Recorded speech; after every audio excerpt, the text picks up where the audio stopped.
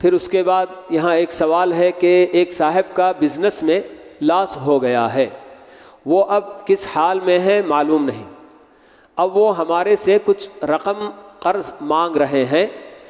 But وہ amount واپس نہیں آئے گا،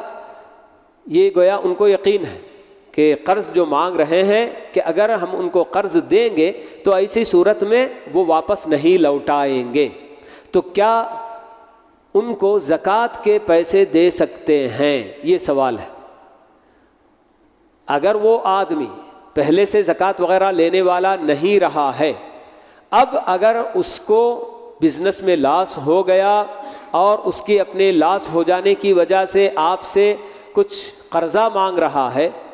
اب آپ بہتر جانتے ہیں اس آدمی کے معاملات، کہ اس سے پہلے بھی ہو سکتا آپ کا تجربہ ان کے ساتھ رہا ہو، جس کی بنیاد پر آپ کو اگر معلوم ہے کہ میں اگر قرضہ دوں گا تو وہ قرضے کی رقم واپس نہیں لوٹے گی،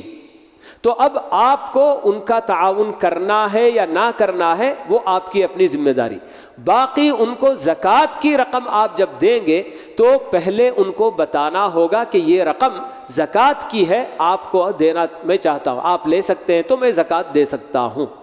کیونکہ زکوٰۃ واپس لوٹانے کی ضرورت نہیں ہوتی۔ تو اگر وہ آدمی زکوٰۃ لینے کے لیے تیار ہو گیا تو دے سکتے ہیں، ورنہ بغیر بتائے جو آدمی پہلے سے زکوٰۃ وغیرہ لینے کا عادی نہیں ہے اسے بتائے بنا ایسے ہی نہیں دینا چاہیے۔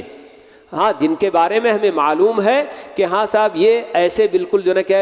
ہے کہ محتاج ہیں کہ زکوٰۃ وغیرہ کی بھی رقم جب ان کو دی جاتی ہے تو وہ لے لیتے ہیں کسی بھی آدمی کی طرف سے، تو اس آدمی کو آپ بنا بتائے دے سکتے ہیں زکوٰۃ۔ لیکن جس آدمی کے بارے میں پہلے کبھی زکوٰۃ لینا یہ جو معلوم نہیں ہے، تو ایسے نئے آدمی کو آپ جب زکوٰۃ کی رقم دینا چاہیں تو پہلے اسے بتانا ہوگا کہ یہ زکوٰۃ کی رقم ہے۔ اگر وہ لیتا ہے تو ٹھیک ہے، اور اگر نہیں لینا چاہتا ہے تو اس کو زکوٰۃ نہیں دی جا سکتی۔